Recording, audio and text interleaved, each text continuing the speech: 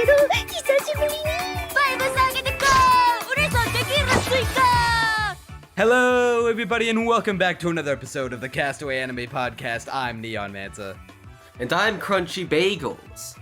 And today, we're cursing you with our special grade domain expansion, Jujutsu Kaisen Anime Podcast. And the only way for you to escape is to like the video, head on down to the comments to let us know what you think of the podcast, what we should cover next time, and subscribe to the channel for more episodes of Castaway Anime and other videos. So grab a drink, kick back, listen up, because this may take a while. Well, at least you gave me advance notice that the intro would in fact be cringe. Special grade cringe, if you will. Yeah, special grade. No, you know what? You should have gone not even further Gojo with it. himself could save us from this cringe. Well, you know, Neon, I'm just gonna get straight away into the takes. Jujutsu Kaisen is my favorite anime of all time. Granted, I've seen 5, but it is my favorite of them. This is the greatest anime I've seen since Demon Slayer. And just like that, we have alienated most of our fans. Oh yeah, if Demon Slayer is like a 12 out of 10, this is a 13 out of 10. Hold on, Demon Slayer and Jujutsu Kaisen fans, come back, we actually like this show. Yeah, so it's not the best show ever made, obviously, and I think anyone who has seen more than 5 anime will agree with that. But it's pretty good. My story coming into this show was that it's been, I'm not sure how many years since I've seen it, but probably like at least 2. And did you watch it as it was coming out? No, not as it was coming out, but not too far after it had finished airing. It was still very new when I had watched it. Because it had started coming out in fall of 2020. Okay, so yeah, it was probably, probably sometime in early to mid 2021 then, is when I watched it. And so it's been a hot minute. I never actually finished watching the show, but I had seen all the episodes that were in this block that we're covering. And going into it again, I was like, okay, I am like marginally more shonen pilled than I was back then. I've seen like a shonen and a half more than when I initially watched it. I must be more jaded now. I'm not gonna like it as much as I did back then. Contrary to what I expected, I actually liked it more this time. I'm actually an even bigger Jujutsu Kaisen fan this time around than I was the last time I saw it. It brings a tear to my eye knowing that I have successfully corrupted and shonen pilled you. Corrupted is indeed the right word. Yeah, nice and nuanced character writing, dipshit. Now take a look at this shonen power-up. Okay, listen. There are 2 types of appeals in character writing. The first is to make an actually good character. The second is to make them look really badass. And sometimes the latter is preferable, okay? And this show is all about the latter. Honestly, I wouldn't even go that far. I think that there are a couple actually cool characters. Look out! Hikufuku's just the best.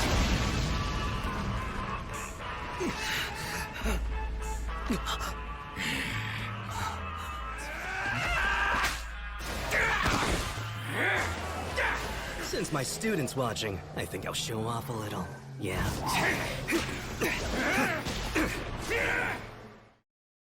I think overall its characters are much better than Bleach's, for sure. I'm sure you'll agree with me on that one. As if we're just comparing like the first 13 episodes of this show versus the first 13 episodes of Bleach, this like curb stomps Bleach. This makes Bleach bite the curb. I mean, infinitely more happened in those 13 episodes than happened in the first 13 of fucking Bleach. 13 episodes, by the way. It's extremely, extremely fast-paced. But we're getting a little off topic. What I was saying about the characters is, although you could argue some of them are basic and archetypical, I think Jujutsu Kaisen's biggest strength is that as it goes on, the characters just get more and more wacky conceptually. And the further it leans into that, and we'll see a lot of it in the next arc, but the further it leans into that, the better it gets. Like, the character who only speaks in rice ball ingredients. I don't care who you are. If you don't think that's genius, we are not friends. Oh no, We are not I don't friends. think that's he was one of my least favorites just because. What's the joke? I think it's funny. Why rice? But I don't know. That one just kind of comes off as a lol so random type. I mean, it is like kind of also random. Although, admittedly, I'm going in Holds up knowing sport. why he has that curse to begin with. That does have an actual explanation in the upcoming arc. But okay. I figured like there had to be some reason because the one time we see him not say a rice ball ingredient, it's to use his powers. So Yeah. I figured like okay, there has to be something going on with this kid. But as far as because of that, I can't help but be like, all right, well, compared to everyone else around him, he's just he just comes off as a lol so random type character. So I can't remember his fucking name. I think. I he's mean, the I only can't character remember whose his name either, but I don't remember names of characters I like to begin with. So that's just me being bad at names. But like, it is also random, but at the same time, the idea is so stupid. I love it. It's just so dumb. I guess we can use this as a launching off point because this is way too dense to just cover in episode by episode. So we'll just kind of go in like broad strokes. I guess we'll just since we're already talking about them, we'll start off with how do we feel about the characters? Overall, I like them all. I wouldn't say they're necessarily all the most geniusly written characters out there, but I think each one has enough points of intrigue, and some of them I really, really resonate with. And I guess we can start with our main boy, Yuji. How do you feel about Yuji? I feel like Yuji is kind of like a less interesting Denji in the sense of like when you think about it, they kind of have similar goals and when it comes to just like leading a good life because they both are kind of condemned to die just at different points of their lives and they both know that death is going to come for them at some point, probably sooner than they would like.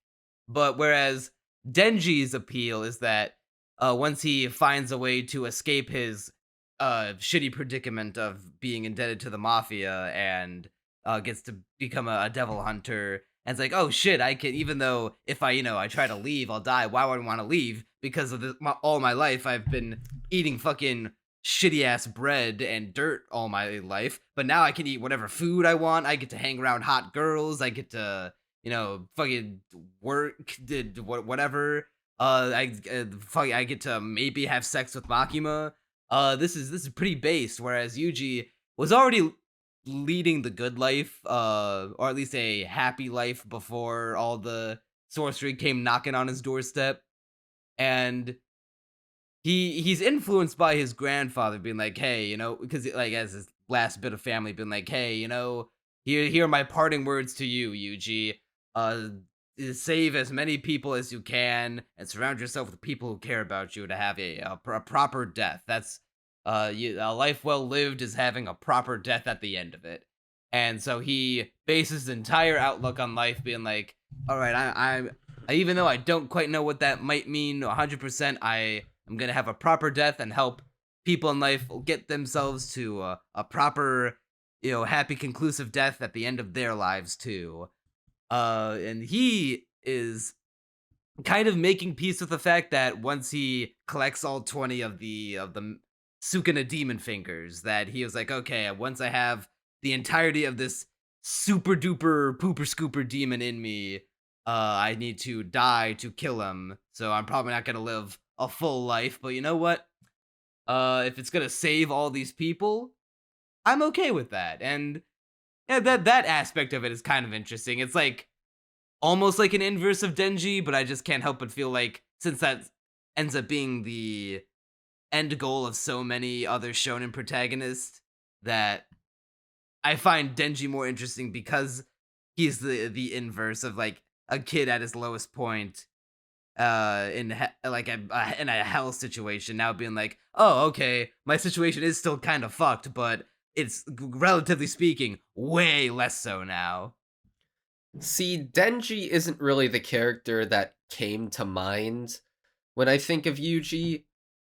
I mean, I guess I just didn't see the parallels that you did. What more so intrigued me about Yuji, obviously his goals for getting the right death, which, by the way, I think is just an inherently interesting concept, albeit underexplored in the show thus far. I would like to see more thought about what a proper death is, and death does seem to be a theme of the show. And so I feel like it's hope hard we'll to get to understand that. the proper death thing when we don't know what, in his perspective, is a proper life, like a life well lived.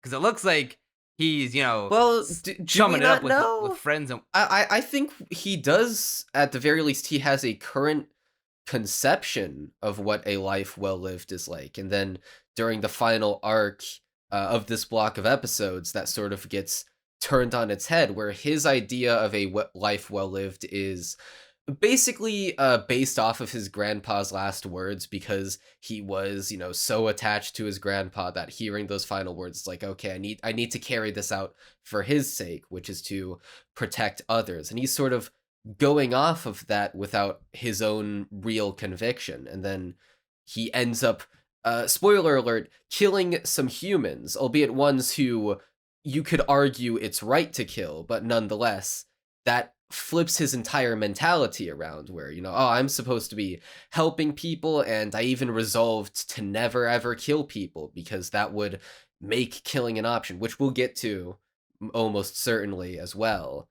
And, that's sort of left him at a point where he's wondering yet again what a life well lived is. But up to that point, he did have, at least I would say, a fairly firm conception of what a life well lived is, even if it was sort of an ideology laid out before him that he attached himself to, rather than something he came up with of his own conviction.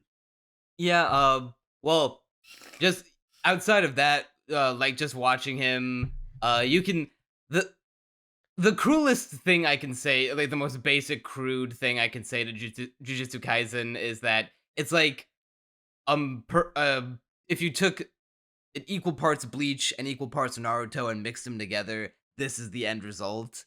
And depending on like who you're saying that to, they might be like, oh, okay, it's like taking the best parts of Naruto and the best parts of Bleach and making its whole new thing.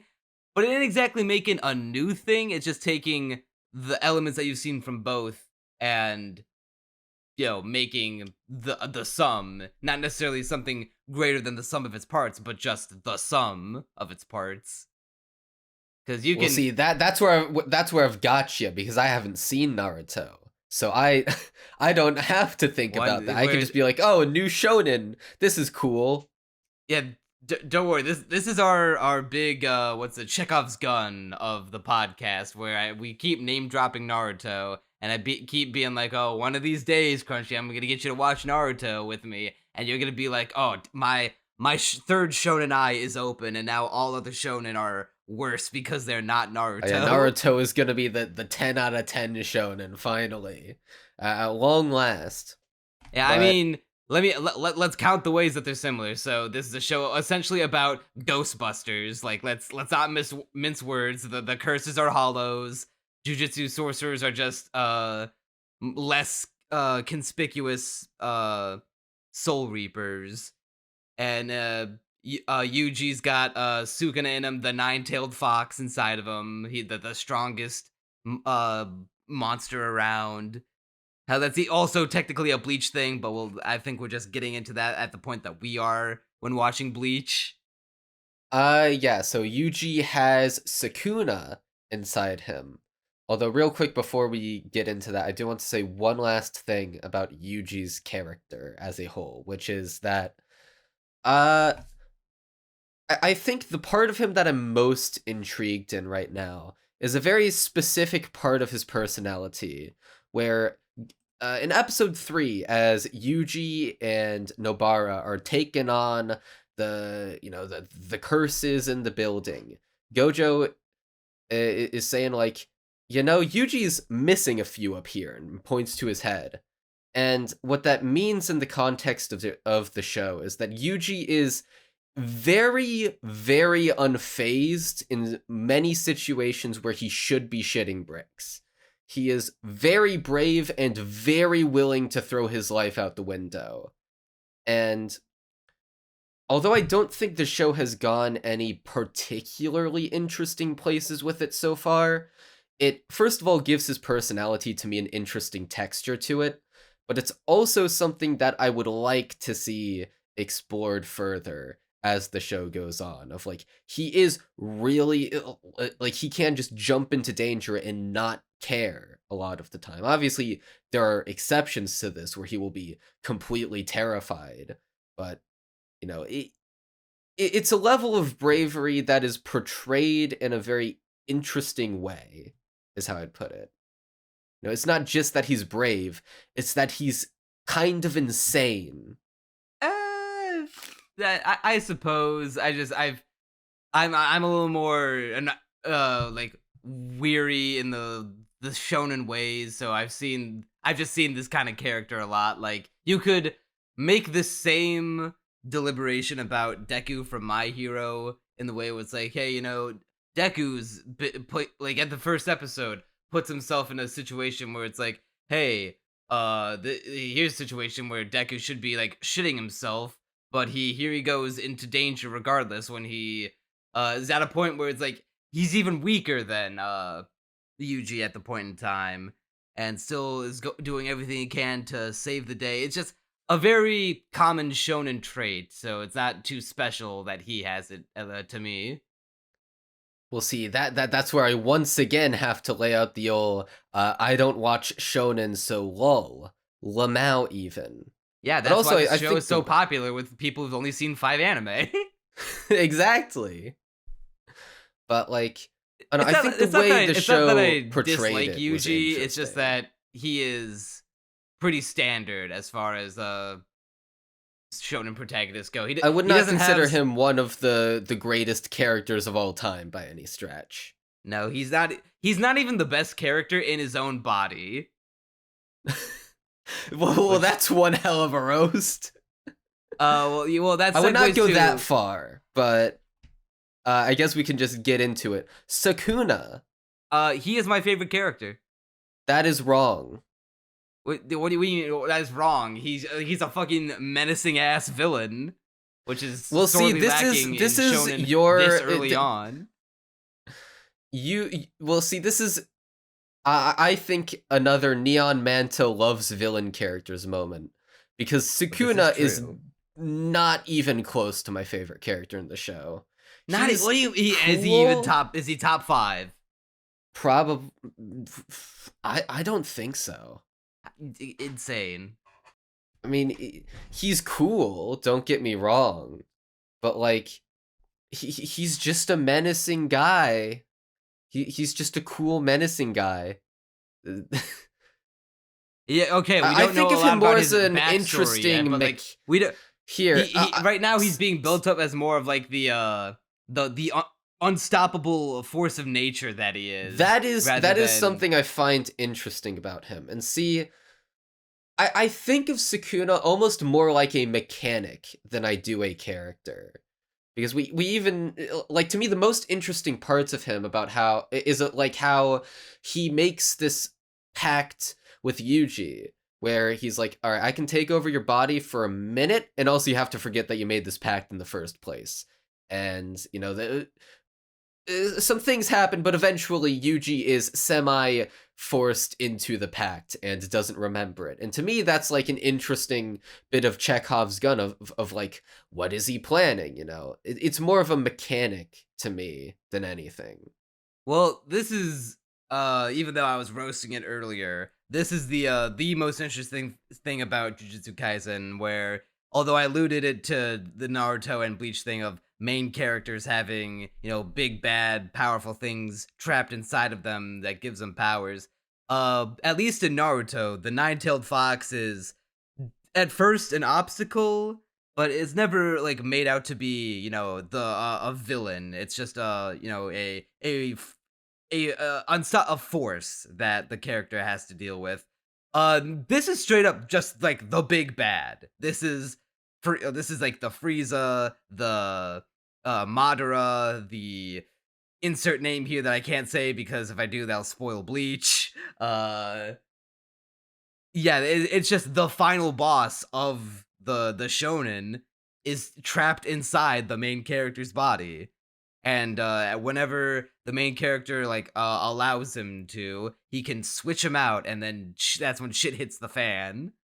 Yeah, and I do find him interesting as, like you said, an unstoppable force.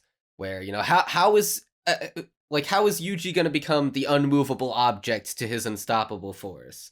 Is, I think, an interesting dilemma to have. Although once again, I think of it almost as more a mechanical sense, or more affecting like the intrigue of the story. I would not say if Sukuna was just like a mindless monster, then I would see it as more of a mechanical sense. But it's the fact that they inject him with so much personality that you can't help but just love how sadistic, how fucking above everyone else he is. The only character that is above Sukuna right now is Gojo, and even though Gojo claims that if Sukuna let out his full power, he would still be able to beat him, I can't help but wonder if that's either, cocky arrogance on Gojo's part, or he's just trying to play it cool, but somewhere in the back of his mind, he's like, ooh, if Sukuna gets all 20 fingers and becomes because he even makes a point, Gojo makes a point later in this block of episodes where he says, hey, between this new wave of Jujutsu sorcerers and curses, it seems like the power system, our power scale, is getting stronger as time goes on. So now maybe this Sukuna, when he gets all of his powers back, may be stronger than we could have originally anticipated. Yeah, I mean, there's no way they'd have Gojo actually be stronger than Sukuna is at this current stage of the show. Or at the very least, stronger than Sukuna probably eventually will be once once he has all the fingers and becomes the true big bad. But yeah, we'll just have to wait and see. Aside from the first time we see Sukuna, where Gojo does embarrass him and epically trolls him, every time Sukuna has shown up since then, he owns every scene that he's in. Yeah, he's always the one in control. He's the one, okay, I think the best Sukuna moment, and you might agree with this, is when Yuji is sort of inside Sukuna's little bubble, I guess is what I'd call it. Yeah, he's presumed domain dead. Or something. Is that what they call it? Probably. Well, yeah, I think it's his domain, and Yuji's inside of it, presumably his soul or whatever, and he's dead, right? His pulse has stopped, and he's talking with Sukuna and trying to get back into his body to keep on fighting. Yo, Sukuna, if I die, you die. And Sukuna's like, nah, I have a bajillion other fingers. I'm fine, bro. I don't care. Which is another bit of tension to the scene. But eventually, like I said earlier, Sukuna tries striking up a deal of being able to use his body whenever he wants, and eventually it gets limited to 1 minute. And Sukuna is trying to talk Yuji into it, and Yuji's not having it. But then he's like, okay, Yuji, beat me in a fight, and then whoever wins the fight, their terms will be in effect when you wake up. And he's like, okay, and he doesn't even finish saying a single word because immediately Sukuna just chops off his, not even decapitates him. Yeah, just the top half of his head. It's so good. So, very Kino. That's definitely a good Sukuna moment, but it's, I can think of two other moments, and I know we're jumping around a bit, but we got to in order to talk about them. The two other ones are the first when he Yuji brings him out to fight that special grade curse that Megumi, and Nobara are out fighting in that building. And the first time he comes out, Sukuna's like, "Ah, man, fuck this kid. I'm not gonna do what he says. Like, what's the best way I can make him suffer and feel misery? I could go out and kill Megumi, but that wouldn't be fun by itself. Hey, I know what'll cause him the most suffering. I'll team up with the special grade curse, and we'll both fight Megumi, doubling his like helplessness and reducing his chances to win to like a guaranteed 0. All right, come on, special grade curse. Let's go. Let's mosey." But this while he's, intelligent and kind of classy, the special grade curse is just like a mindless monster, so he just attacks Sukuna regardless. It's like, "Oh, well, we could have had a good thing going, you and I, but I guess I'm gonna have to put you down, old yeller. I'm gonna put you down, Jack." And he just does. He fucking owns him the whole time, and like even while he's owning him, he just stuff like, "Hey, buddy, did you know apparently we're considered special grade curses by the Jujutsu Sorcerers. Look at us, pal. We made it." And while he's saying, "Hey, we made it," he's fucking got him pinned, embedded into a wall, limbs fucking splattered across the room. Bro got fucking Eisened. Yeah, and then at the very end, he's like, "Well, you know what? Fun's fun, but I'm gonna have to put you down now. Domain expansion, you're dead, kid." And it's like, "Oh man, I only tried to cut you up into 3 pieces. It looks like I accidentally cut you up into like a whole shit ton. Whoops, my bad." Oopsie daisy. Your Honor, I plead oopsie daisy. Your Honor, I cooked too hard.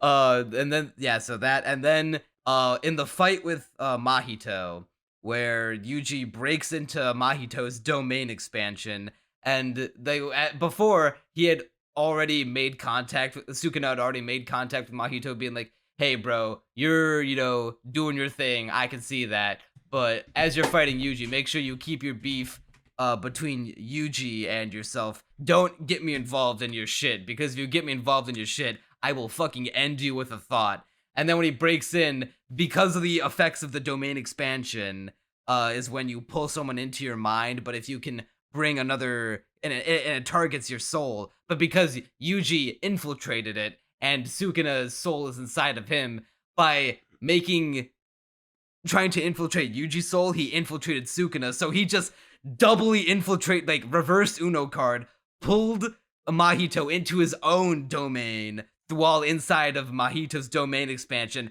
and fucking stone cold ices him, sitting atop his throne looking down on him like the coldest motherfucker that ever lived. And he's like, "I told you, if we ever meet again, this is gonna happen to you, so yeah, get wrecked, kid." You want to know who my favorite character is?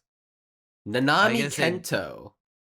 Nanami is pretty based. I absolutely love him to bits. So his whole thing, and this is once again with Jujutsu Kaisen having the most ridiculous characters, the concept behind his character is, what if the most boring salaryman you have ever imagined became a Jujutsu sorcerer and then kicked ass? It's the best concept. What if we did Saitama? Yeah, basically, but very different in terms of personality, even though they're both a little unfazed and not all that enthused about everything. Like, Nanami is straight up, like, this cold, drawling voice, constantly, like, super serious all the time. So he and Yuji, Yuji's trying to have a good time with him, like trying to have, start a conversation, and Nanami is just like completely ignoring him, like just giving him the most deadpan responses to everything, and Yuji even like comes to himself like, I can't get through to him. I'm like trying to become friends, bro just ain't having it. His rationale for okay, so his backstory is, well, before the true backstory, but his backstory before then is that he started off as a Jujutsu sorcerer. Then he realized that all Jujutsu sorcerers are idiots. So then he became a salaryman. But then he realized that the industry he was working in, all of them are idiots. So he chose the lesser of two idiots and ended up back at the Jujutsu sorcerers. I fucking adore that. Where it's just like, It's so good. It's like I mentioned Saitama earlier, but it's like the inverse this time, where it's like Saitama started out as a salaryman who wanted to be a hero, but didn't think he had like the ability to just make it happen. But then one fateful day, it's like, no, I can do it, and I will do it. And then he becomes it, but then gets bored because he got too good at it. This time, it's like he actually started off as the superhero, then got bored, went to be a salaryman, got bored again, and then went back to being a hero. Except this time he's like, well, now it's like an even more jaded Saitama, if you can believe it. Oh, he is extremely jaded. Dude, there's this one fucking killer line. Hold on, I have it quoted. I need to find the exact Is it the quote. overtime scene? Overtime scene. Like the one in episode 13? Are you talking about? No, it's like when, okay, it's when no, he's fighting that's his Mahito for power. the first time. Okay, yeah, okay, I remember what you're talking about now. No, it's not that scene. It's instead, although what you're talking about is badass, and I'll almost certainly get to it. But in episode 13, he's talking to this girl who runs a bakery. And, you know, she's making food. Oh, yeah, and he goes into this, like, super based capitalism sucks ass mode. Yes! So, he works at this place that just trades stocks. He's, like, trading rich people's money. And, yeah, he's making the rich richer. Yeah, that's his job. And, you know, if he, like, he even sometimes, like, I forget exactly how it went. Like, there's even some talk of like, oh, you know, sometimes you just give them a shitter stock, and you know, it doesn't really matter. He doesn't really care. You know, it's just a dead end job that he does to get money. And there's like this monologue he has. Of, like, It's not necessarily a dead end job. It's more not dead end, but it definitely pays him well. He just does not get any satisfaction from it. Yeah, There's dead nothing end in the fulfilling sense about that it. It's not something that he would stick with out of passion. It's just the way Nanami's mind operates is that, you know, he can't do anything out of passion. It's just whatever is logically he's got mind the on his best money and thing. money on his mind. Yeah, just whatever will give him the most material value so that he can retire as early as possible. And go live in a country with low cost of living. Yeah, that's how he puts it. But the reason why he eventually quits his job is because he realizes that like this job is like it only serves to make the rich richer. And he tells this girl at the bakery, my job is to look after rich people's money. You run a bakery, which people would miss if it were gone, and yet my job pays better. Isn't it illogical that my job, which exists outside the cycle of life, pays better? And I think that was something of a paraphrase because I didn't look back on the line, but that's essentially what he said. He mentioned that like no one would care if I up and disappeared. Yeah, no job, one would care like, got if his poofed job out of existence. Whereas people would be like, "Hey, we need bakers in the world because you bake delicious bread for the people of the city. People miss if you're gone." Ain't it fucked up that you don't make as much, if not more, than I do when all I do is just make rich people richer by trading shit stocks? Yeah, it's like, despite almost looking down on a lot of the people around him of being like, you're all idiots, at the end of the day, he does really care. You know, behind the cold, drawling voice. Let's see, he has this code of ethics where he always has to, like, he's always treating Yuji as a kid. He's like, okay, I'm gonna do the fighting for you, you stay behind, don't do anything reckless, because you're just some kid, right? And if I would fail as an adult if I didn't put myself in danger before you. And the friction that causes between him and Yuji, I think, is really interesting. And like you were saying, overtime, he has a time-based power where before overtime, like while he's on the clock 9 to 5, I think the way it works is he's a little less powerful than he would be during 9 to 5, but afterwards he's like immensely more powerful than he would be otherwise, like far beyond his now he's making natural time and a abilities. half. Yeah. And so it's like based around the 9 to 5 workday. And what's implied to be the rationale is that this guy is like so rooted to that schedule that it's like he absolutely does not want to be taken off of it, and so he got a power that would allow him to, if he ever goes into overtime, finish it as quickly as possible. Like he even leaves Mahito alive, partially because he knows that Mahito would be impossible to kill, but another reason, at least this is the impression that I got, is that he was like, oh, it's overtime, I just want to go home now. I just want to go home and watch anime. Well, he probably wouldn't watch anime. Go watch the Castaway anime podcast. I'm behind on the episodes. I'm still haven't even caught up to Shinkai month. Nanami Kento is an avid Castaway anime listener. He comments all the time. He mostly just debates us on our takes. You know, he hates both of us, but hey, it's okay. He's an avid he thinks listener. Lois Lane is hot, and he hates Crunchy Bagel's guts over it. And I hate him right back. Everything I've said about Nanami Kento thus far has been a lie. Yeah, Nanami. It's cool. It's interesting to see so early on multiple adult to mentor type characters, because I guess it's a good enough segue to transition into Gojo, because Gojo is definitely set to be, you know, it's quite blatantly the Kakashi of Jujutsu Kaisen, down to his appearance basically being, hey, can I copy your homework? Sure, but try not to make it too obvious. It's just Kakashi Naruto. Yep, I just looked up Kakashi. And yeah, the white hair. He's got a mask. I see the similarities. The bandana covering one eye, which is part of his powers. He's a laid back, fun teacher guy, but he gets kind of serious. Well, he can be a troll if he wants, but when he gets serious, he gets serious. Yeah, he has the position of being the most powerful guy. He's far and away the most powerful Jujutsu sorcerer. And in line with this, his powers are completely like bending the fabric of reality level. Like that is how far we're at. It's literally, I find this hilarious because this has to be like sort of a tongue-in-cheek thing. He has the power of infinity. He literally has infinite power. I find the infinity power very interesting because, you know, on the outset, it's like, how the fuck does anyone possibly going to overcome that?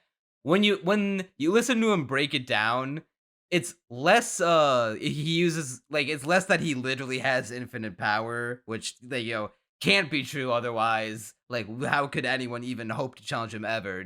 Not even full power Sukuna would ever be able to challenge him, when we know there can't be any tension or stakes in the show if he's just that strong.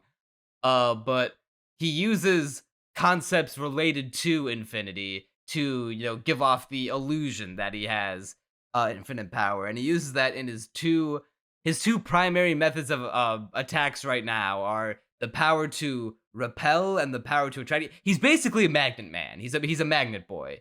He can, if you try to approach him, he can repel you with like the concept of infinity, by even if it's just like a little tiny bit of distance, because he could draw upon the concept of infinity. Even that little bit is still a part of infinity, which is everything. So it doesn't matter if you're like that far away or even that close up, you cannot reach him. And in fact, by using the power of relativity and infinity, the closer you get to him, the slower you become. You like slow until you reach such an infinitesimally slow speed that you might as well be like frozen in time. Yeah, it's like no matter how, close you get to reaching him, it's like you're just not there. Yeah, and then by the way by it's the same explained, nature, it is really interesting to me. Even if it is a simple power, on paper, just the explanation I find to be I definitely wouldn't call it fascinating. simple. It's very well. I mean, if you boil it down like we are, if we just say, yeah, he can push He people can stop. away. I mean, yeah, He like pushes the way people you away and brings them to people to him, but in the most complicated way possible. Yeah, that's what I mean. Where it's like the way the power works is extremely complicated and high concept. But Okay, yeah, if you you're right, actually just explain it, you're like, yeah, he's Magnet Man. he's Magneto. And he can then attract people to him by, was it like, pulling all of infinity into it, because now he could take like, hey, you're like 100 miles away from me, but because I'm calling upon the power of infinity, you might as well be like a foot away from me. So let me hit you with the invisible lasso dance move and start pulling you over to me. Exactly how he does it in the show, by the way. But my favorite power of his is his domain expansion. Of Because the infinite void. yeah, so well, first of all, it's a very funny GIF when what the fuck was his name? I just call him Volcano Man. Jogo. Yeah, Jogo. When Jogo gets like all the abstract imagery surrounding him, that's been turned into a GIF plenty of times and is very funny. And that was the first thing I thought of when the He's scene just began. literally being forced to comprehend like literal infinite, literal infinity. He's comprehending everything so- everywhere all at once, and that causes him to like freeze in time. Yeah, it's what I love about it is that the way it's explained, it's like he's not even doing any damage to him per se. It's that he's literally giving Jogo's mind so much information that he cannot process it all because it's He an blue screens of infinite death, amount. essentially. Yeah, it's an infinite amount of information, and to be like your mind literally cannot process it in time to like be able to move, and so he's just stuck there, and Gojo just wins. It's like, to me, such an interesting concept, but also like just the fact that it literally is like not even really like if you think about it, his power is just all in your head, bro. But at the same time, it's like so overwhelmingly powerful. It's so unbelievably over. It is Jover. Go Jover, even. It's Gojo.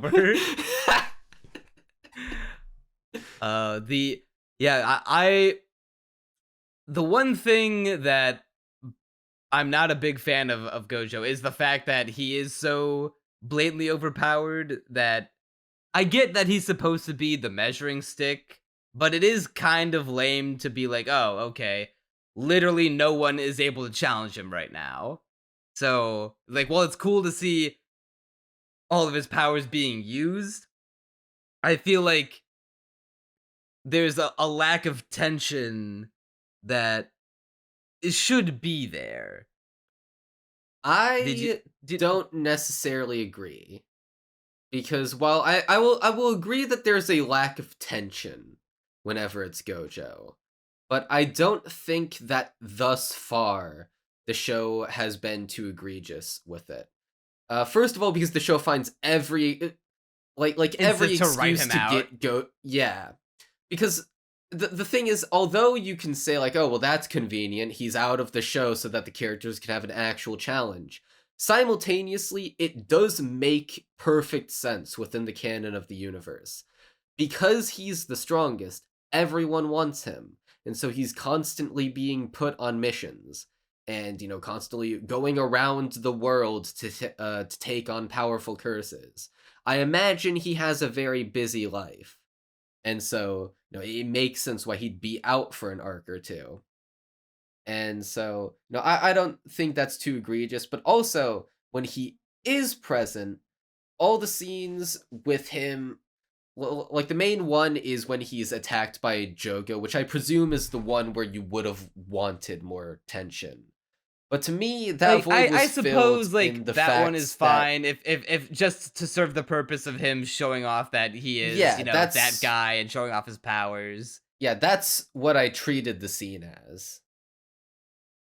I hope that's a one-time thing though, and because even the villains make it a point to be like, okay, we literally cannot defeat Satoru Gojo right now. He's just too much. He is built different, so all we could do is seal him away somewhere. Maybe if we could like entrap him in a way to just get him away from the fight, because we can't just beat him outright. And see, that I just can't intrigues help me but deeply. I Where I it's like, just how would you seal him away? I just can't help but think about, some of my other favorite mentor characters, All Might and once again Kakashi, who is kind of built up like Gojo. He's not like the strongest in the universe, but he is, one of the strongest ninja in the Hidden Leaf Village in the world of Naruto, and he's the leader of Naruto's team and takes them out and goes with them out on missions. In the first arc with Kakashi, he is battling the big bad of that arc, and it is stated that he is outright stronger than the enemy that he's fighting. He's not like so strong that's like a shit stomp like between Gojo and Jogo, and even and it- what and minor spoilers, but the villain is able to use a technique that incapacitates Kakashi to the point where it's like, okay, now that I have you trapped and you are not strong enough to break out of my trap, I can now get to work fighting your weaker students. That builds like a shit ton of tension, because now it's like, oh shit, the guy who is capable of like beating off this guy and protecting the heroes is trapped, and now our heroes, who are far weaker and inexperienced than this villain, is about to get their shit pushed in. See, I get why you, having experienced that scene, would want something similar out of Gojo, but from my perspective, it's like I just like how mind bending and reality bending his powers is. I think I he's love just it real too. swell. I love it too. I've And got a fear in the back of my mind that this is not going to be the only time Gojo tries to get someone runs up on him, and he just he runs their fade without even like breaking a sweat. Like it's fine the first time. I will accept the first time as a way to show off his powers, but how many times are they gonna try to pull this? I mean, if they continued pulling it over and over again, it'd get dull. But I see, here's the thing about Jujutsu Kaisen. Like you said, it's a very dense show. It is extremely fast paced. It's difficult to conceive of, and see, the next season is supposed to be, as well as the movie, are, as far as I can tell, very centered around Gojo. And so, to me, it's like, Jujutsu Kaisen doesn't seem like the kind of show that would just beat that point into the ground continuously. I feel like we're going to transition to, okay, how do we seal him away? And then he'll actually struggle because there'll be, some method that can't just instantly be avoided. I suppose I've got a cursed negative feeling in my tum tum that this might not be the only time we see Gojo just utterly embarrass someone without even trying. If it does happen again, it would probably be kind of a lackluster scene compared to the rest of the show. Because even in like My Hero, All Might is explicitly stated to be the number one hero. He is the strongest. He is the greatest hero in the world. But they subvert that expectation of being like, oh, how could anyone possibly challenge with being like, oh, by the way, at some point he suffered this horrible injury, and now he can be the strongest hero in the world for like a couple hours a day. But now after that, he is resorted to being a weak little bitch boy man. So he has to use his powers sparingly, and even then, he is still capable of being challenged by other villains. So I'm just hoping. Well, I don't want to keep beating this bush, but I'm just saying. So we've talked about 4 characters so far. We're making good time. Yeah, well, We're only 52. I feel like 52 minutes into this. I feel like we've gotten all of the most interesting characters out of the way. Now we can just talk about characters who are so far just there. Like everyone's favorite jobber, Megumi.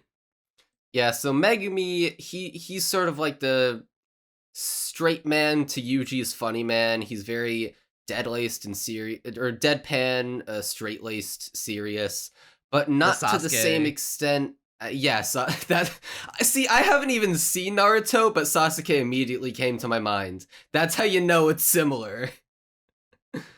But like not to the same extent that Nanami Kenta is, or Kento. And so to me it's not as interesting. And so far he has not done a whole lot. Which granted, That's because he gets jobbed every time. he does get jobbed. The first curse monster that he fights, he gets jobbed. Yuji saves him. The second time he does a fight, the special grade curse and Sukuna just shit stomps him, and he's about to do some kind of super duper ultimate final move to fight Sukuna, and that it does get Sukuna's attention. He even though he was like beat the shit out of him the whole time, when he does this final technique, it does pique Sukuna's interest enough to be like, that Megumi sorcerer. I don't want to kill him just yet. I want to see what that power of his is, because that kid's got potential. If he just stopped getting jobbed all the goddamn time.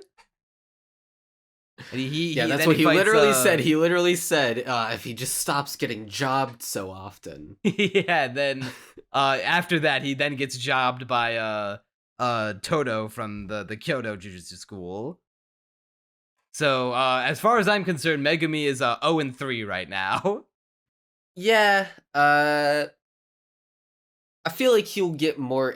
The main thing is just that he doesn't have a whole lot of screen time right now. Him and Nobara, because Yuji, not sure if we went into this, but he does sort of die, and he's presumed dead. Then comes back to life, and then he's hidden away because of some very interesting politics among the sorcerers of like the old tradition. I mean, okay, I can't really recap it all that quickly. There's a fair bit to it, but the TLDR of it is Yuji needs to be presumed dead for his own safety. And so he's separate from Gojo and Nobara. Or not Gojo. Megumi and Nobara. He is very much at the hip with Gojo at this point. They're very much in cahoots. But that means that Nobara and Megumi do not get a whole lot of screen time after Yuji kicks the bucket and then unkicks the bucket. They get paired off with the side characters.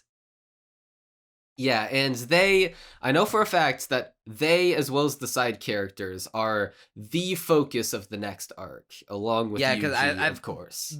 I feel like the next one's just gonna be like a pseudo tournament arc where it's just the rival battle. It's their version of the Chunin exams, where they're just gonna have the Jujutsu sorcerer exams. Yeah, and we have them back in the back of our heads, and we've got two villainous presences, or not really villains so much as just people from the rival school to take on. And of the two, Todo is the infinitely more interesting one. Like I'm saying about Jujutsu Kaisen and wacky characters, I think Todo is a pretty immediately lovable character. Like just this big muscly dude who asks Gojo, not Gojo. Why do I keep on mixing them up? It's Megumi. Oh god, Megumi is such a bland jobber that I keep thinking of a more interesting character as a coping mechanism. You're not wrong. But so Todo asks Megumi, what kind of women you like, bro? Me, I like tall ones with a big ass. And big Megumi, thick dumpies. Yeah.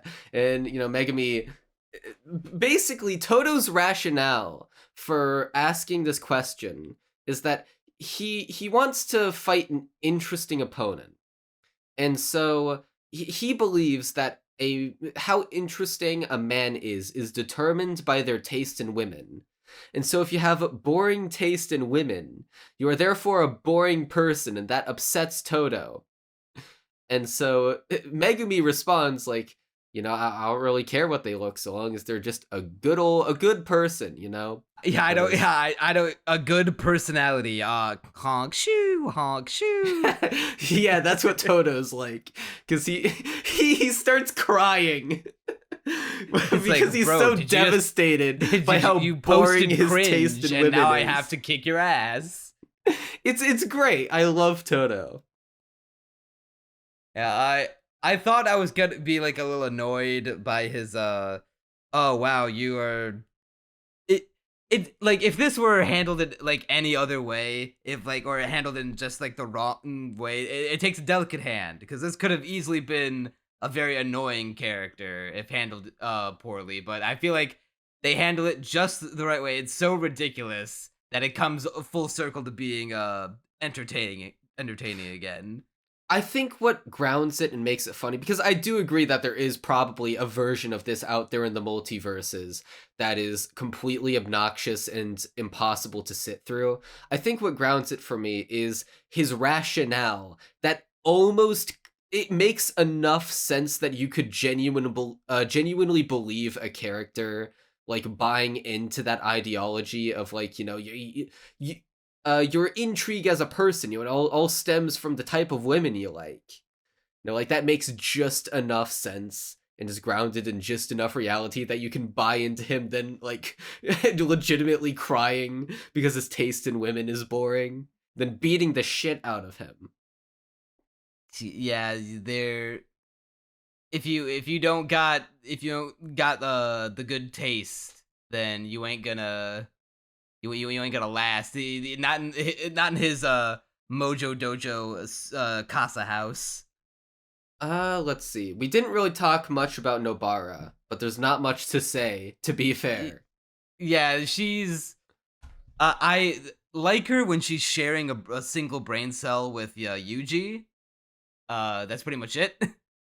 And we get one episode of that, so there you go. One episode. That's the amount of time that Nobara is an interesting character for this block of episodes. My favorite Nobara moment is when she says, "Hey, what are we gonna do for the test? Are we gonna play Super Smash Brothers Brawl? Or are we gonna play Smash Brothers? I'll kick your ass on the Wii one." And just like, oh my god, Nobara plays Brawl. She's my goat. I will say, Neon's seen me post this before. Nobara has probably the best face in this show. She makes the best expression. I would love if you put this in the thumbnail, because this is I love it so much. She's so I want a woman to look at me like this someday. You want a woman to look at you with utter contempt and disgust and indifference? Not really, but at the same time, yeah, kind of. if she gave me this expression. I don't think it's cutesy enough for the thumbnail, but I'll definitely put it up on screen right now for this segment that we're talking about her. Absolutely great. I love this expression. This is a perfect reaction image. Yeah, all right, death battle. This image of Nobara versus that one image of Mommy from Rent a Girlfriend. You know the one? Oh, that would be an interesting death battle. Yeah, I'd have to have both of them on screen in front of me in order to do the comparison. And I'd have to scroll through my files for a while to find the Mami Nanami ones, and I'm too lazy to do that, so there you go. I guess the only other characters remaining of interest, well, there are two with the 1-2 combo of Junpei and Mahito, but we'll get to that in a second, because we can just knock out the other side character students out of the way. We already talked about Rice Ball Kid. Maki's, I think, she's tied. I go back and forth between who the most attractive girl is on the show, between Maki, as far as like characters who have more than one appearance, probably Maki, but I am a big fan of Miwa, the blue-haired assistant girl to the president of the Kyoto school. Miwa is extremely cute, although doesn't have much presence yet. She has more in the upcoming arc. Maki, she has a cool personality. So far not a lot to her as well, except for the fact that she Has well, two glasses. things. Yeah, so she has And green hair. glasses. Also, yes, she has green hair. I have no idea what that has to do with anything. Green hair girls are my shit. I did not know that. Green is my favorite color. I do not really have a favorite color. So she has glasses that allow her. Okay, well, her thing is that she can't use curse power, jujutsu powers. She has to put on glasses to see curses, and she has a weapon that expels its own cursed energy. She cannot siphon it from her own body like Yuji can. And so she her family looks down on her for it, and she's becoming a jujutsu sorcerer to basically give them the finger and say, bro, I could do it all along. I fuck you. Which And then is a there's good Panda. goal. He's a panda. See, he doesn't have any presence in this arc either. But I just it's another thing that you could probably write off as being lol so random. But I just love it.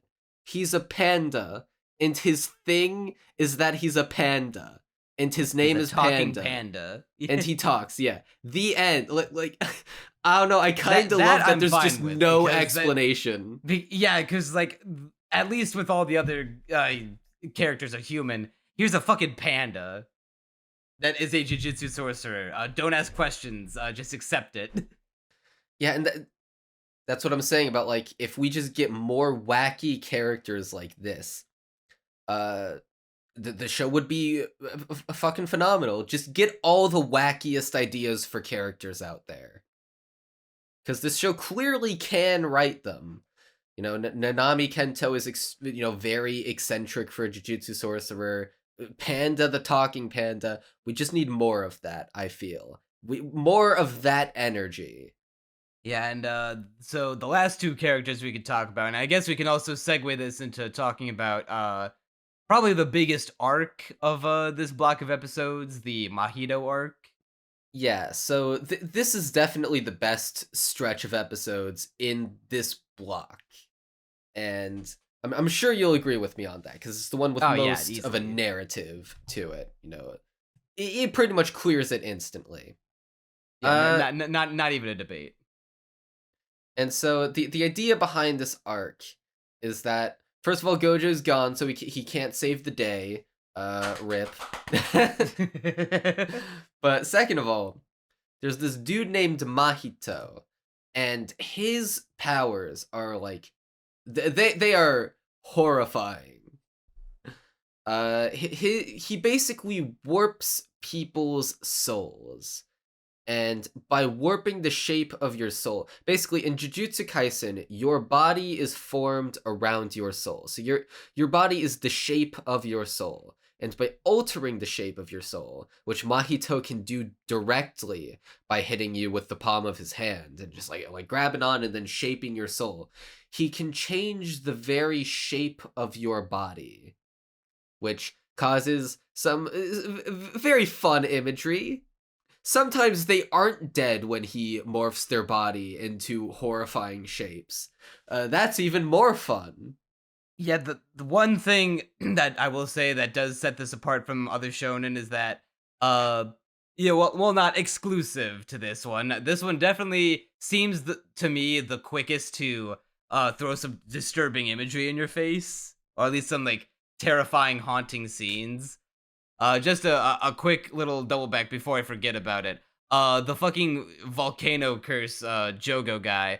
While they're sitting in a restaurant with the evil Jujutsu sorcerer Gato and the other intelligent sentient curses, he just lights everyone in the restaurant on fire, just makes them spontaneously combust, and it's like actually kind of terrifying. Okay, so I'm someone that, doesn't typically get that scared at like imagery in shows or whatever. But something about the idea of everyone in a restaurant just lighting on fire one by one out of nowhere is haunting. Like, Yeah, and it's then a very effective scene. yeah, this was a fucking unsung hero of a scene to show off just how much of a bunch of bastards these guys are. And this one waiter guy who's been like, I've been working at this restaurant for like so many years. I have a family to provide for, and I gotta keep this job, but I can't shake the feeling that if I go wait those guys over at that table, I'm gonna fucking die. And says, "Hey boss, I'm sorry, I quit," and he just runs out the door. He's like, "What the And he's fuck is the that?" only spaz one who about? lives, by the way. Yeah, like, that because saved everyone his life. And then it's like the one little waitress girl who like sees everyone else getting lit on fire. It's like falls over, like stumbles, just starts crawling away, and then as she's like opening as the automatic sliding doors open, she's like, "Help!" And then poosh, lights on fire, hand falls to the ground, and the door closes before she could get out. That was like, ooh, that's kind of terrifying, actually. Yeah, and speaking of terrifying imagery, yeah, people's souls getting just shaped in various ways, becoming their own little middies. It's also, I wouldn't say it's as well, okay. There's one bit that gets about as horrifying as the fire scene in the restaurant, but even though I wouldn't say most of it is on par with that, at least personally, it's still like such a disturbing thought. And something that I like is that Nanami Kento, he always is like putting on airs and is like, yo, like, you're all idiots. I don't feel anything. I'm just all, deadpan and straight-laced. Mahito can, by seeing the shape of his soul, he says, you feel bad for that guy that I just, changed the shape of his soul. Like, because Nanami Kento saw that he was still alive. And, Nanami Kento was, like, completely disgusted and felt sympathetic. And Mahito's like, yeah, you feel bad for him. Even though he's putting on airs. It's a great moment. Because it's Nanami and I like him. Yeah, what's cool about Mahito? He's one of like the special grade sentient curses who are like hey, he tells we'll get to Junpei in just a sec, but he tells Junpei like, hey, like most curses are born from like people's innate negative fears of very specific things like I don't know, I'll throw out an example just if I have to like make something up like birds or like the heights or they fear hot places or being lit on fire, like things that like would normally scare for spiders or some shit like that. He is born from people's hatred of other people, so he's basically the ubermensch sociopath. Which makes sense considering what he does to other people. I love the idea that Mahito perpetually carries around, like, he shrinks down people's souls as far as they can go so that they're just like these little shriveled dots, and then throws them out and shapes their soul again in order to like grow and expand however he pleases. And he just like carries them around, some of whom he has not killed, might I remind you, and he just just throws them out, just keeps them around, and he's completely unfazed. Good stuff. Yeah, and because he is born of the hatred of other people, he's like, hey, you know what? It is perfectly okay to kill people because life has no meaning.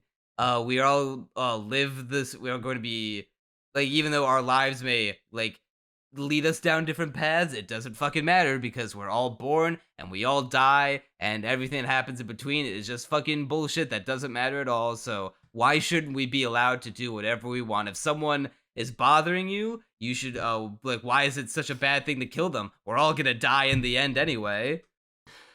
Just like me for real. Which is not what I just said, but rather what Junpei said. See? Dude, that narrowly saved dodged that it. one. Yeah, so what's interesting about this arc is that it's focused through the new lens of Junpei Yoshino, who's this little beta bitch boy nerd who gets bullied by, he's bullied in high school by a bunch of bullies, and just treated like a little stepping stone, little welcome mat for people to just wipe their ass with. But because of this, he develops a particularly unhealthy, antisocial view of other people. The kind of like things that you would develop in high school, being like, "Oh man, fuck the world. I don't give a shit about these guys. I wish all normies would die." And it does let him end up to being essentially the jujitsu equivalent of a school shooter. That's literally. I had the phrase "school shooter" on my mind, like the entire. As soon as we started don't come to school talking tomorrow. I love the monologue that Junpei says of, "If there was a button for killing people I don't like, I'm not sure if I'd press it. But if there was a button for killing people who don't like me, I wouldn't hesitate." And it's this idea of, like, he doesn't necessarily have the confidence or, like, the will to just kill anyone flippantly he doesn't like. Yet, until he meets Mahito, who's who's gaslighting and girl bossing him. But, it's the sense of, like, I just want to stop being persecuted. Because he's just, such a wimp, such a dweeb. Just leave me the fuck alone and let me he's- live my life. Let me watch my shitty, scary movies in peace. Quit talking in the theater, you assholes. Those 3 kids deserve to die, by the way. Honestly, yeah. Like, I literally just last night at time of recording, I was watching the new Ninja Turtles movie in theaters. There were a bunch of fucking teens talking, and I was like, damn, I wish you would get your like soul bodies turned into fucking monster deformed things. Junpei said that, not you. There's nothing you said. Junpei was the one who said that, obviously. No, that one was me. I'll take full responsibility for that one. You know what? We can share the responsibility, because I would think the same thing. And so, yeah, he's watching this movie, and Mahito comes along, and he's just like, poof, your soul is now a tree. Yes, skedaddle skadoodle, your soul is now a noodle. That beautiful. And Junpei just sees it, and he's like, almost like in awe of it, of like, these are people who treat him like shit, who have or like just don't care about other people. And yeah, it's like normally like, as if I were like a normally feeling human being who's like not screwed up in the head, I'd be terrified that you just turn those guys into monster people. But I didn't like those guys. They made my life a living hell. So I'm not like mad at you, but I'm not happy about it either. I'm just kind of like indifferent. But is that a bad thing? Yeah, and he asks, like, I think, can I do that too, essentially? This idea of, like, having the power to not be persecuted all the time. And that's how Mahito begins gaslight girl bossing him and espousing ideologies that Junpei relates with, because Mahito has this very sociopathic and indifferent view of humanity, which Junpei, being as misanthropic as he is, he literally, his catchphrase is, "Humans don't have hearts." They're all a lie. Everyone is just acting in their own self-interest. And and he gets taught that by Mahito. Yeah, and it to me, like, Junpei is probably one of my favorite characters in the show, In fact, my only criticism of him is that I wanted more scenes of him in order to flesh him out more before his inevitable enmittment. I was not expecting him to die, but based on like how he shows up in like one of the final frames of the OP, hanging out with everyone, I thought he was gonna actually end up joining the main cast. Nope, Mahito had different plans. Yeah, I went into this knowing that Junpei doesn't make it. Although if I was going into this the first time, I'd probably remember Krona and be like, he's gonna join our heroes. It's gonna be such a good moment. Based reformed school shooter. Oh no, rip. Well, I guess he was reformed, but he didn't get to come back. I wouldn't call it reformed, more as he got reformed deformed. into something else. Yeah. Rest in peace, Junpei. That's probably the most horrifying scene of the show, and also emotionally gutting. I feel like definitely the most emotionally gutting scene. I feel like the setting people on fire scene is definitely scarier. I mean, it's this idea of like it's more terrifying to us for this one because it's our boy Junpei. It's our part of it is the emotional attachment. Yeah. But also the idea of like completely losing your intellect and humanity in real time. Although to be fair, Made in Abyss also did that and are arguably more horrifying. I would argue so. Way more horrifying. The fucking monstrosities that show up in Made in Abyss make the monstrosities in this look like preschool, like Sesame Street. Oh, absolutely.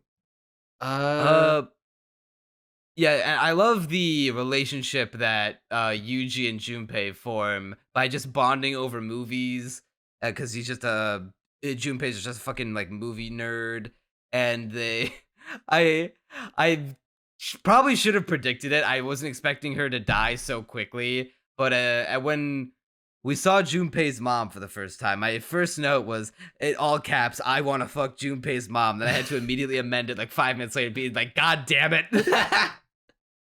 This might be the new land speed record for introducing a anime mom and then killing them off.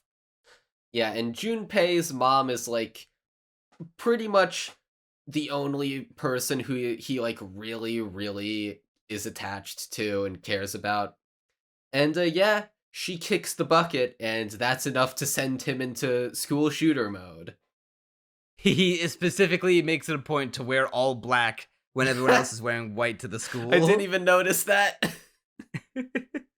Just to fully complete that. I mean, he's already got the emo hair half covering his eye. So he fits. He was already fitting the image. He just needed to throw on the black. Yeah. Overall, Junpei is a character that I very much enjoy. Probably my second favorite under Nanami is where I'd put him. It is a damn shame that he had to go out the way he did so soon. Although it does lend itself to selling Mahito as just the unbelievable bastard. Yeah. And so the idea behind the arc is that Mahito is continually manipulating Junpei, and his plan is basically get Yuji and Junpei best buds, then kill Junpei in front of him so that Yuji ends up trying to kill someone who he literally cannot kill and ends up relying on Sukuna. And that's when we get Sukuna on our side. It's gonna be great. It does not go. It did not turn out to be great. Yeah. It was not as great as we thought. It does give us the most badass shot of Yuji. It's definitely the most, hard as hell looking shot in the whole show. There are two shots from this fight that are seared into my brain. The first of, this is the one that I showed, of Yuji, just pure white background. He's silhouetted against it with like just murderous intent written all over his face. Like, it is a super badass shot. And the second one is from Yuji's POV, where it's like just his fists coming forward in this frenzy uncontrollably of like just trying desperately to get a hit in on Mahito because he's just overcome by so much rage. He like punches him up a spiral stair, like the winding school staircase. I'm pretty sure they go up It like is several great. floors while he's climbing them. Yeah, and Mahito's always just out of reach. Just chef's kiss. I feel like there should be a third major topic that we talk about, but I guess we kind of blended what the show is, like the themes of the show and what it represents, and the mechanics of the show when talking about the characters for an hour. Yeah, I guess there are some powers we could get into. Like Nanami's, which I like. We already went into overtime, but he has this thing where okay, first of all, one of probably the biggest stroke of genius in the show so far is the idea to have revealing your power enhance your powers, which means that whenever a character is expositing what their power does, it is an actual mechanic of the show and serves a strategic purpose, which at the same time is both funny from a metatextual standpoint, but also like kind of brilliant, because now if the characters like just stand around being like, my power does this and this, it's not suspension of disbelief shattering. It's like, oh, he's doing a thing here, that this is like a plan he has in motion, a machination that he is unlaying for his opponent to trip on. It's not that complex, but it is a thing, and I like it. Yeah, the power system of this show, it's pretty much literally just like, you know, your typical Bleach and Naruto chakra and spiritual energy, Ryatsu, whatever. But the way that it's implemented between, you know, they say, yo, the cursed energy powers all of our things. It's like the energy that flows through us, but then we channel them through our special snowflake curse techniques. And the techniques are the stars of the show here. Yeah, so Nanami's is hitting things at the 7-3 ratio, which, by the way, perfectly fitting power for someone who's as precise and logical as Nanami. And if he hits exactly along that line, he does critical damage, and that can eviscerate opponents in a snap, but it's about hitting that specific place. And by revealing that power, the opponents can learn to guard against it, but it will also do even more damage, which is why it's an interesting strategic gambit specifically for Nanami's power. Yeah, I like Nobara's power where she has it's a two separate things. First is like the hammer and nails where she can take some nails, float them in the air, then hit them with the hammer to shoot them at people. It's basically like a makeshift nail gun, but instead of using a gun, she just hammers them midair. And then once the nail is driven like all the way in, like to the point where it's like the base of the nail is like touching the thing that it's embedded in, it fucking explodes. Yeah, I definitely like Nobara's powers a lot. And even though we only get to like really see it in action one time, she couples it with the straw doll technique, where it doesn't matter what part of your body it is, as long as she has a part of your body, even if it's been severed, if she places a straw doll onto it to make contact, she can then put a nail into any part of the straw doll, and that nail then gets put into your body. Let's see. Megumi's power is Shadow puppets. He got dogs. He got dogs and animals. He quite literally got those dogs in him. He got the dog in him. It's essentially Naruto summons. Yeah, not a whole lot to say there, at least that I can think of. I will say it is a lot of fun using these powers in Fortnite. at the time of this right now, because Jujutsu Kaisen's the big crossover event that they're doing right now, and there you get 2 weapons from Jujutsu Kaisen. You get Nobara's straw doll technique, where you can shoot nails at people and they do massive damage if you get them dead on. And then, really fun, we haven't reached this in the show yet. I think that's gonna come later on in the season. I don't know if you've seen it yet. It's a Gojo's hollow purple technique, where I'm sure there's a more there like Gojo's powers are. They're simple if you boil it down, but the show makes them seem more complicated than they are with these, grandiose, out there explanations. In Fortnite, you just shoot the hollow purple, and it just is basically a giant ball of death. It is like a spirit bomb, Dragon Ball key blast of death that evaporates anything in its path. Yeah, And I it's did not very get that satisfying to use. far into the show. Okay, well, I guess it's only a matter of time before we see it then. Yeah, Yuji's powers. He's stronger than the average guy. He's got like superhuman strength, but that's not really, as far as I know. Well, maybe it has something to do with like cursed energy and being able to see the guys. But more interesting than that is his cursed energy is like so out of control that when he punches someone, it has like a lag to it, where he punches someone and then the cursed energy doesn't hit them with the punch, but instead a little bit after. And the way it works is like it stacks on the damage of the previous punch, so that is more powerful. And this is apparently a rather, something that takes some training usually, but Yuji's just got the knack for it.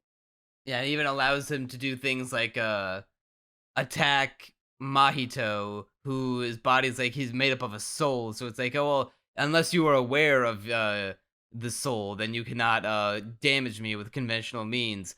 Oh wait, your cursed energy delay, like lag attack, allows you to like sense my soul with your lag. So while you're not necessarily doing damage to me with your initial punch, when you can feel my soul upon contact, then hit me with the lag later, and then causing the damage. Ouch, ouchie, oomphy.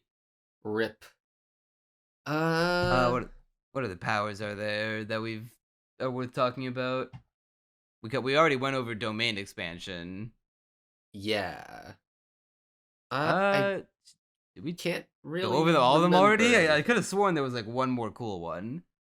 I mean, Mahito has a domain, but I think all that really did was just, at least in the show, just ensured that his attacks would hit Nanami. And, he isolated him away. I think are we done? At least that, I mean, I guess Junpei summons a creature. A little jellyfish-looking dude. That's about it. And then he dies. Yeah. That's the end of the sentence. Yeah, I think we're done. Yeah. I can't think of anything else to talk about. We kind of gone over the broad strokes of what the show's all about, the characters. I guess I will say that it is very entertaining on a moment-to-moment basis, on account of it being very fast-paced. And so I think a lot of what buoys the enjoyment for me on a moment-to-moment basis is the pacing, and just how easy it is to get episodes down the hatchet. It's like Bleach, but if it was actually like more complex and dense and had more things going on. It has the Bleach quality that it took Bleach a while to get up to the point where it's like, okay, like it is a pretty even if not the most mind stimulating experience, it is easy to mindlessly hit the next episode button and burn another 22 minutes watching an episode. This one, like, there's a lot more happening episode to episode, and so while it is definitely a lot to not a lot in the sense of, oh man, that's so much to chew on and digest, it's enough for you to be like, okay, I understand what is happening in this episode and I can comprehend the stakes, the situation these characters are in, the themes and whatnot, and then go to the next episode. But it leaves you with just enough to think about, especially with like the whole Mahito arc. That had some, that's things to say about society. I'll insert picture of the Joker here. But not actually, because that'll take too long for just one joke.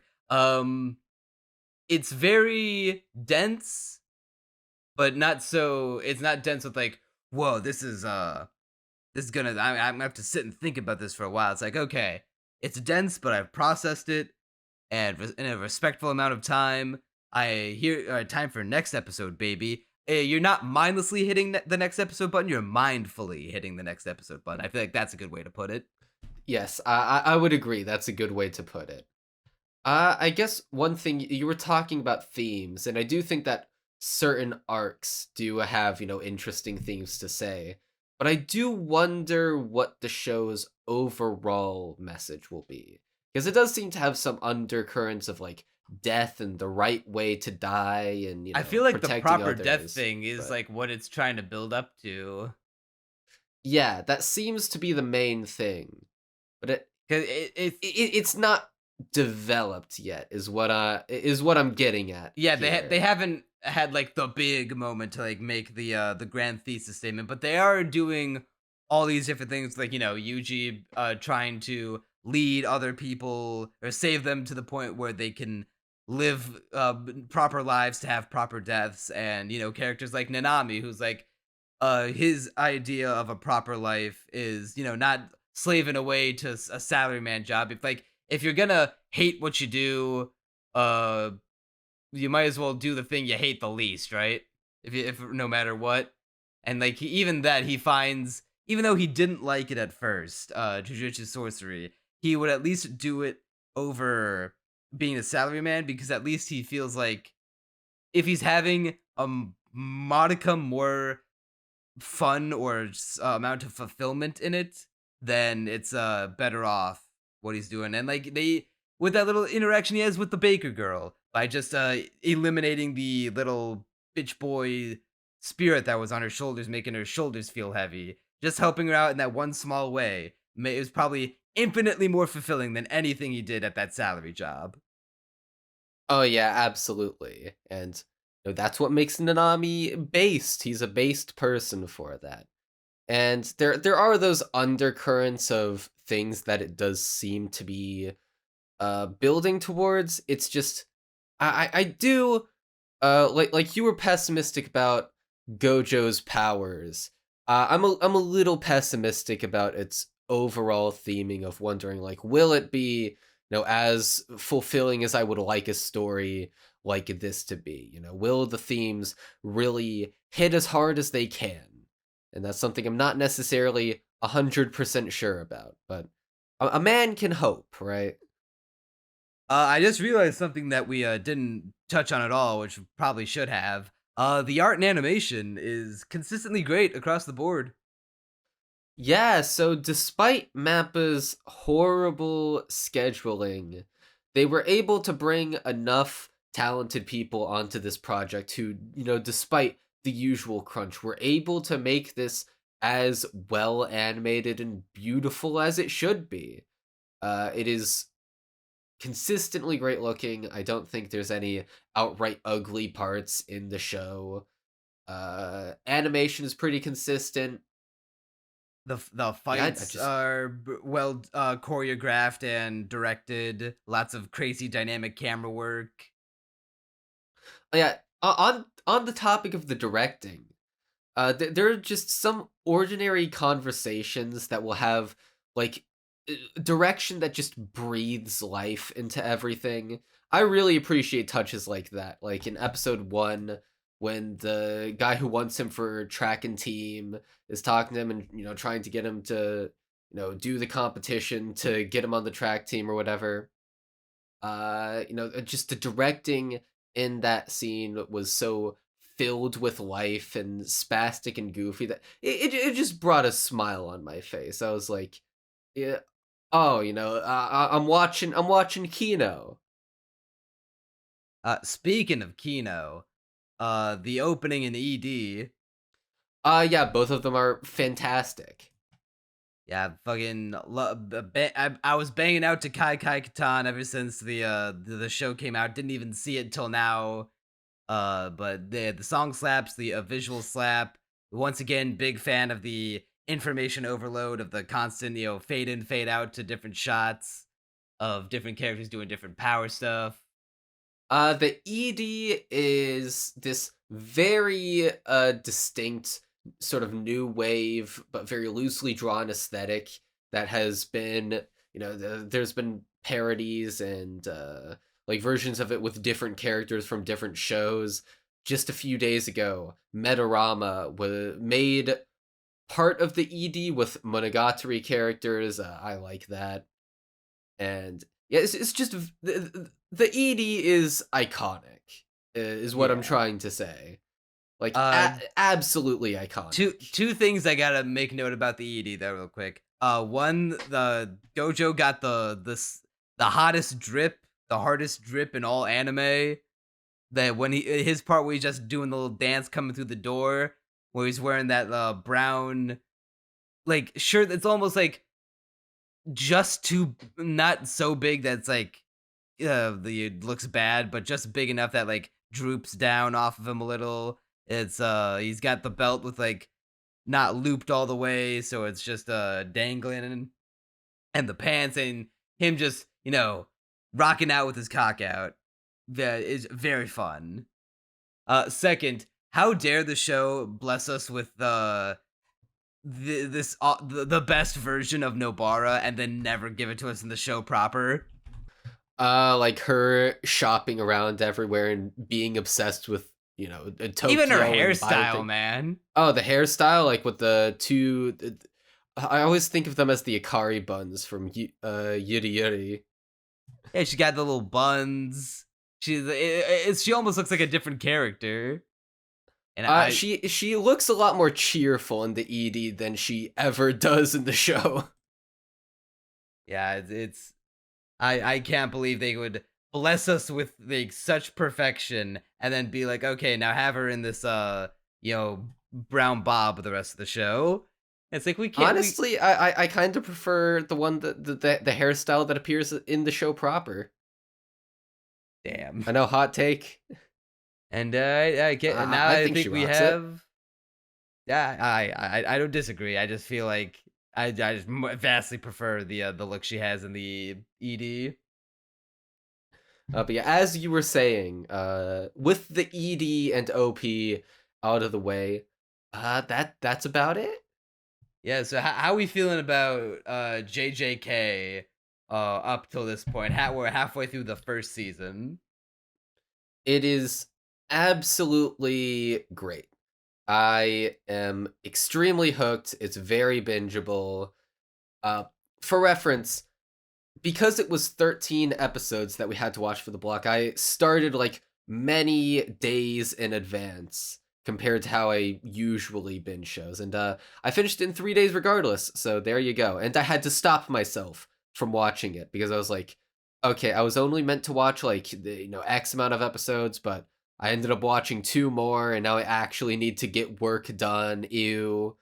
And so I would like force myself to put the show down in order to actually be productive. It's one of those shows that you just can't put down for the life of you. Yeah, I'm hovering around about like an 8 out of 10 in quality right now. It's very bingeable. I also finished the show, these block of episodes in just 3 days time. It's definitely a shonen. It's a good entry level shonen where you get a feel for like the appeal of the genre without having to be challenged too much of like stuff to think about. It challenges your brain just enough to be like, oh, okay, so this is like what the genre has to offer. The highs and what makes shonen special. And it's got it's got the action, it's got the themes, it's got the interesting likable characters, it's got the mysticism about it on this one. It's got a lot of broad appeal, and that's probably why it is so popular. yeah, it's very broad in its appeal. And so yeah, I mean, I just watch it in no time. It's very, very bingeable. I'm also feeling like a strong 8 on this one. If it goes whole ham into the wacky characters, which I have seen a little bit into the next arc, so I do know that it kinda does. And then maybe gets like some more intrigue near the end, in a way that I guess would be about on par with the final arc of this block, and that, you know, really gets me pumped for season 2 and the movie. Then maybe it could inch its way to a light 9, although I kind of don't see that happening realistically. But for now, it is like rocking a solid 8. You know what would make it rocket it up to a 9 for me? And this is like the ideal scenario. This is how Jujutsu Kaisen wins for me. After we inevitably integrate Yuji back into the main cast with all the other characters, have Sukuna. You know, he does that mouth thing where he can like form an eye and a mouth on the side of his face to talk with him and just like, you know, yap into his ear. Have him just come out and, you know, banter with all the other characters. And like imagine That would be fun. Sukuna and Nobara just like having it out with each other, having a verbal throwdown. That would be extremely funny. Yeah, that would elevate it to a 9 in my eyes too. On principle, perhaps. Yeah, more meaningful, or well, maybe not necessarily meaningful, but just like fun character dynamics being explored. Because I feel like we have a lot of interesting individual characters, but not enough character dynamics. Like we don't see what about these characters make the other tick outside of, you know, the occasional Yuji kind of changed something in Megumi, you know, made him a little more understanding of his worldview and his what, you know, why he wanted to save so many people. Maybe he wants to like, help save some people too now.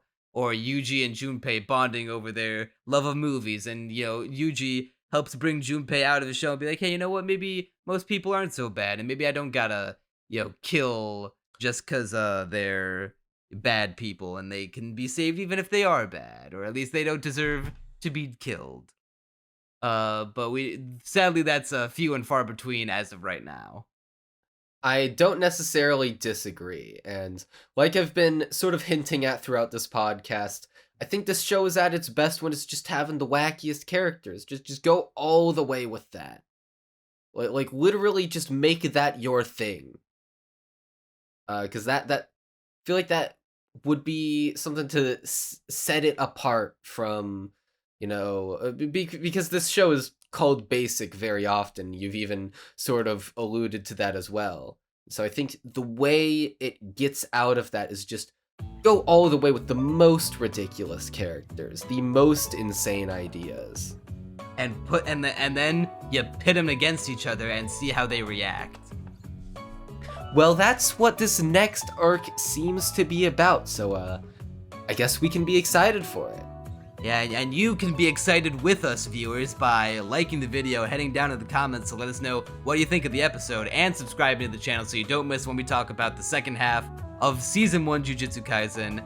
And then if we have time, we'll find some time to talk about Jujutsu Kaisen 0, catch up on Season 2 that's airing right now, and other shows. We still got Bleach on the back burner. We got My Adventures with Superman coming down the road. Also, everyone, be sure to type in the comments, fuck you, Crunchy, you were wrong, in regards to My Adventures with Superman, so I better see... Why on this podcast? Just cause. They're already doing that on the Maz podcast. Yeah, you know what? Go back to older podcasts. Go back to our fucking Dress Up Darling one and just say, fuck you, Crunchy, you were wrong about My Adventures with Superman. I'm literally right about it, though. I'm always right. I've never been wrong in my entire life about anything, I'll have you know. Except for the time you were wrong about how no one was going to watch the podcast, and then a lot of people watched it relative to That the never other ones. happens. You're gaslighting everyone. That was just a made-up event that you used to, build onto your superiority complex. That's what you're doing, you gaslighter. I am the ultimate. That is my curse technique. I gaslight. Yeah. Well, My I think curse that'll- technique is that I girl boss. We work hand in hand. Well, that's why we are the unstoppable sorcerer duo. We are the strongest anime podcast, and we hope you tune in to the next episode of the Castaway Anime Podcast. I'm Neon Manta, And I'm Crunchy Bagels. and you'll see us next time.